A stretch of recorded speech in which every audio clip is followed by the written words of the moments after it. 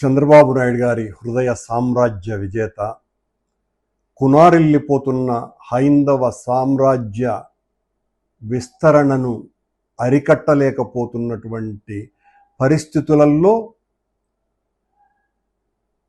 దాని జీర్ణోద్ధరణకు నడుం బిగించినటువంటి కొత్త ప్రవక్త, అవతారమూర్తి అయిన బొల్లినేని రాజగోపాల్ నాయుడు గారు తిరుమల తిరుపతి దేవస్థాన చైర్మన్గా బాధ్యతలు స్వీకరించిన తరువాత ఆయన నిరంతరము తన వింజామర లాంటిది ప్రజల మీద విషవాయువులు చిమ్మేటువంటి వీచిక అయిన తన ఛానల్ ద్వారా వైఎస్ఆర్ కాంగ్రెస్ పార్టీ మీద, మా నాయకుడు జగన్మోహన్ రెడ్డి గారి మీద, మరి పూర్వ అధ్యక్షునిగా నా మీద ఒక వాస్తవాన్ని మాట్లాడుతున్నందుకు, జరుగుతున్నటువంటి తప్పుల్ని ఎత్తి చూపుతున్నందుకు నిరంతరము నా మీద డిబేట్లు పెట్టి నేను ఒక నాస్తికుణ్ణని, నేను క్రైస్తవుణ్ణని,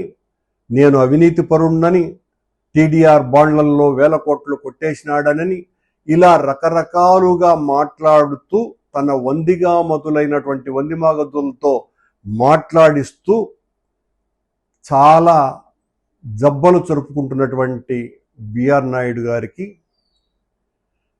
నాస్తికునికి క్రైస్తవునికి మధ్య కూడా తేడా తెలియనటువంటి ఏఐ టెక్నాలజీని అత్యద్భుతంగా వినియోగించాలనేటువంటి మీరు ఈ పాటి చిన్న చిరుజ్ఞానం కూడా మీకు లేకపోవటం అంటే చాలా ఆశ్చర్యం కలుగుతుంది.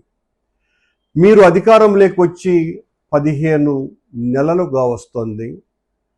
టీటీడీలో సంపూర్ణ ప్రక్షాళన చేస్తానని చెప్పి వచ్చినటువంటి మీరు శ్రీవాణి విషయంలో కావచ్చును, తొక్కిసలాటల విషయంలో కావచ్చును, లేకపోతే గోవుల విషయంలో కావచ్చును, ఏ విషయంలోనైనా మా మీద ఆరోపణలు చేసి కాలం గడపటమే తప్ప, గతంలో మా మీద ఆరోపణలు ఈ రకంగా చేసి అధికారంలోకి వచ్చినటువంటి మీరు 15 నెలలు కావస్తున్నా కూడా ఎందుకు ఏ రకమైనటువంటి చర్యలు కూడా తీసుకోలేకపోతున్నారు? కాలయాపనే ఎందుకు చేయగలుగుతున్నారు? మా మీద మీరు చేసినటువంటి అభాండాలన్నీ కూడా అబద్ధాలు కాబట్టి మిమ్మల్ని మోసే మీ భజన రాయుళ్లతో నిరంతరం నన్ను తిట్టించటమే తప్ప మీరు చేసినటువంటి ఒక మంచి పని చెప్పండి. బొల్లినేని రాజగోపాల్ నాయుడు గారు ఒక కొత్త ప్రవక్తలాగా ఆవిర్భవించినారు కదా, మీరు చేసినటువంటిది ఏంటి? ఈ మీరు అధికారంలోకి వచ్చిన తర్వాత ఒక్క మంచి కార్యక్రమమైనా చేశారా?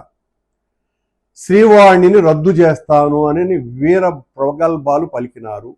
ఇప్పుడు శ్రీవాణి లేకపోతే ఈ రాష్ట్రంలో, దేశంలో గుడులు కట్టేదానికి డబ్బులు కూడా ఇచ్చేటువంటి పరిస్థితి లేనటువంటి స్థితి. అంతగా శ్రీవాణి ప్రజల్లో గొప్ప పేరుగాంచినటువంటిదే కాకుండా మేము తీసుకున్నటువంటి ఆ నిర్ణయం అత్యద్భుతమైనటువంటిదని, దాన్ని మీరు ఎట్టి పరిస్థితుల్లోనూ రద్దు చేయలేరు అని చాలా స్పష్టంగా అర్థమైపోయింది. మానవ హక్కుల ఉల్లంఘన క్యూ కాంప్లెక్స్లో పెడితే భక్తుల్ని అని అన్నారు. ఆ తర్వాత మీరే తీసుకున్నటువంటి నిర్ణయం 3వ క్యూ కాంప్లెక్స్ను కట్టాలా అన్నటువంటి విషయం. నేనేమడిగా, క్యూ కాంప్లెక్స్ను మళ్ళీ ఎందుకు కట్టాలనుకుంటున్నారు? ఏ టెక్నాలజీతో మీరు చాలా శీఘ్ర దర్శనం చేయిస్తానని చెప్పినటువంటి నాయుడు గారు మీరెందుకు చేయలేకపోతున్నారు అన్నటువంటి ప్రశ్నకు సమాధానం ఇవ్వకుండా నా మీద వ్యక్తిగతంగా దాడి చేస్తే ఎట్లా? బొల్లినేని నాయుడు గారు కరెక్ట్ కాదు కదా అది. అందులోనూ మీరు ప్రవక్త, అవతారమూర్తి, మీరు మీ ఛానల్లో ఈ రకంగా నన్ను తిట్టడం మూలంగా హైందవ సంస్కృతి పరిపూర్ణత వస్తుందనుకుంటున్నారా? జీర్ణోద్ధరణ జరుగుతుంది అని అనుకుంటున్నారా? ఒక్క నిర్ణయం కూడా తీసుకోకపోగా అక్కడ మీ మాట వినేటువంటి అధికారులు ఎవ్వరూ లేరు అన్నటువంటి విషయం కూడా చాలా సుస్పష్టం. అక్కడ ఉన్నటువంటి పై అధికారులకు మీకు పడటం లేదు అన్నటువంటిది దేశమంతా చూసేసింది. కనుక మీరేం చేస్తున్నారు? ప్రచారం కోసమని పత్రికా సమావేశాలలోనో లేకపోతే మీ ఛానల్ ద్వారానో మిమ్మల్ని ప్రశ్నిస్తే భరించలేనటువంటి స్థితికి చేరుకుంటున్నారు. మీరు మఠాలకు ఈ రకమైనటువంటి నోటీసులు ఇవ్వటం తప్పు, మఠాలను అవమానించటమే అని నేను మాట్లాడితే మీ భజన వాళ్ళు ఏమని మాట్లాడుతున్నారంటే, పాకిస్తాన్ బార్డర్లో తీవ్రవాదులు వస్తున్నారు కనుక భద్రతా చర్యలలో భాగంగా హైందవ ధర్మ పరిరక్షణ కోసమని కొండ మీద భద్రతా చర్యలలో భాగంగా మఠాలకు నోటీసులు ఇవ్వటం జరిగింది అని అంటున్నారు. అంటే మఠాధిపతుల్ని ముఠాధిపతులు అనుకుంటున్నారా బిఆర్ నాయుడు గారు, మీ పాలక మండలి? వాళ్ళు మోసేటువంటి కమండలంలో ఏమైనా రసాయనిక పదార్థాలు ఉన్నాయని అనుకుంటున్నారా? వాళ్ళ భుజాన వేలేటువంటి ఆ సంచిలో బాంబులు వేసుకొని తిరుగుతారనే భావన మీలో ఉందా? వాళ్ళ దండం, వాళ్ళు మోసేటువంటి పవిత్రమైనటువంటి దండం మీ దృష్టిలో అణ్వాస్త్రంగా కనపడుతోందా? వాళ్ళు భక్తులకందరికీ ఇచ్చేటువంటి చిరు తీర్థం మీకు నిషేధిత వస్తువుగా అనిపిస్తుందా? వాళ్ళ వెనక పరిచారకుడు తీసుకొని వచ్చేటువంటి కుంకుమ, విభూది, పసుపు ఇవి మీ దృష్టిలో నిషేధించబడ్డటువంటి వస్తువులుగా అనిపిస్తుందా?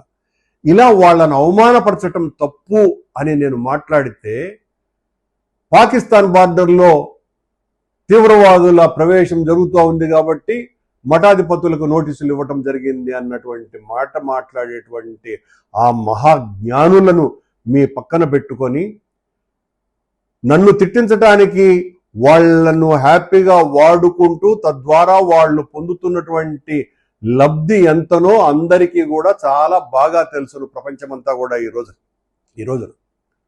బిఆర్ నాయుడు గారు నిన్న చర్చిలో మీరు ఒక మాట మాట్లాడిచ్చినారు, కరుణాకర్ రెడ్డి అరెస్ట్ అయినాడు అని. ఎస్, నేను అరెస్ట్ అయినా. మీలాగా వ్యాపారాలు చేసో దొంగ పనులు చేసో కాదు. ఆ రోజున ఈ దేశ స్వాతంత్రం కోసమని, విముక్తి కోసమని జరుగుతున్నటువంటి ఘోరాలకు, అన్యాయాలకు వ్యతిరేకంగా పోరాడి అతి చిన్న వయసులో నేను 21 నెలల పాటు జైల్లో ఉన్నా. చాలా గర్వపడుతున్నా దానికి. నేనేమి భయపడను. మీరు నా మీద చర్య తీసుకుంటారనో, నా మీద చాలా తీవ్రమైన వ్యక్తిత్వ హననం చేసి నేను భయపడతానను అనుకుంటే చాలా తప్పు. మీరు ఎంతగా నన్ను నిర్బంధానికి గురి చేసి నాకు మానసికమైనటువంటి ఒత్తిడి కలిగించాలన్నటువంటి ప్రయత్నం చేస్తే అంతకంటే ఎక్కువగా నేను మాట్లాడటం జరుగుతుంది, ప్రశ్నించటం జరుగుతుంది. ప్రజలకు ఒక బాధ్యత కలిగినటువంటి మనిషిగా, సామాజిక పరిజ్ఞానం ఉన్నటువంటి వ్యక్తిగా నేను నిరంతరం జరిగే తప్పుల్ని ప్రశ్నిస్తూనే ఉంటాను బిఆర్ నాయుడు గారు. అలాగే మీ స్థానం అక్కడ దఫేదార్కి ఎక్కువ, జూనియర్ అసిస్టెంట్కు తక్కువ అని అందరూ అనుకుంటున్నారు టీటీడీలో. మీరేమో మీ స్థానాన్ని గమనించకుండా మీరు మా మీద పడితే ఎట్లా స్వామి? నాకు అర్థం కాలా. మీ స్థాయి అది అని టీటీడీలో అందరూ అనుకుంటున్నారు. మీ మాట ఒక్క అధికారన్న వింటున్నాడా? ఒకే ఒక్క విషయంలో విన్నారని నేను విన్నా. అది కూడా ఏందిరంటే, నిన్న పవన్ కళ్యాణ్ గారు మొదటిసారి ఆయన కొండకు వచ్చినప్పుడు, గవర్నమెంట్లోకి వచ్చిన తర్వాత ఆయనకు అత్యంత ప్రీతిపాత్రుడైనటువంటి బాలాజీ దీక్షితులు అనేటువంటి శ్రీనివాస మంగాపురంలో ఉన్నటువంటి అర్చకుడు ఆయనతో పాటు దర్శనానికి వచ్చాడని. ఆ అర్చకుడు డ్యూటీలో లేడు, యాక్చువల్గా ఆ రోజున లీవ్ పెట్టాడు. సాక్షాత్తు డిప్యూటీ సీఎం గారే ఆయన కోటాలో ఆ టికెట్ బాలాజీ దీక్షితులకు కొని ఆ దర్శనానికి వచ్చినారు. ఆయన మీద మెమో ఇప్పించగలిగినారు మీరు. అలాగే చీర్ల కిరణ్ అనేటువంటి పవన్ కళ్యాణ్కి సంబంధించిన సామాజిక వర్గీయుడి మీద కూడా మీరు ఇదే రకమైనటువంటి మెమో ఇప్పించగలిగినారు. అంటే ఆయన సామాజిక వర్గం కాబట్టి. ఎందుకు ఈ పని చేసినారు అని అంటే, అందరూ అనుకుంటున్నటువంటి విషయము, ఆ రోజున తొక్కిసలాట జరిగిన రోజున, వైకుంఠ ఏకాదశి రోజున మిమ్మల్ని ప్రజలకందరికీ కూడా బహిరంగ క్షమాపణ చెప్పమన్నాడు పవన్ కళ్యాణ్ అన్నటువంటి కోపంతో, కసితో రగిలిపోయి ప్రతీకారేచ్ఛగా ఈ రోజున బాలాజీ దీక్షితుల్ని మీరు వేటు వేసినారు అని అందరూ అనుకుంటున్న విషయం. ఇందులో ఈ ఒక్క విషయంలో మీరు సక్సెస్ అయినారు అని అనుకుంటున్నారు. ఇది మీ కథ. అయ్యా, ఏ టెక్నాలజీ,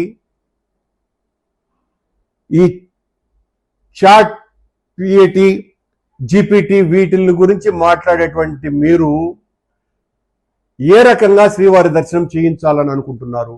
మీరు మాట్లాడేటువంటి మాటలు ఈ రోజున చాలా హాస్యంగా మారిపోయి జనాలు రకరకాలుగా అనుకుంటున్నటువంటి విషయం ఏంటంటే, బిఆర్ నాయుడు గారు వెంకటేశ్వర స్వామి విగ్రహాన్ని బయటికి తెచ్చి చూపిస్తారు ఏ టెక్నాలజీ ద్వారా అనేటువంటి చర్చ ఒకటి జరుగుతున్నది.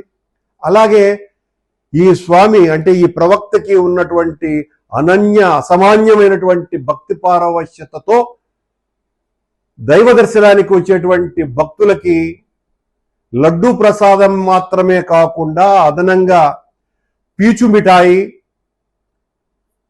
అలాగే పాప్కార్న్ కూడా ఇస్తారు.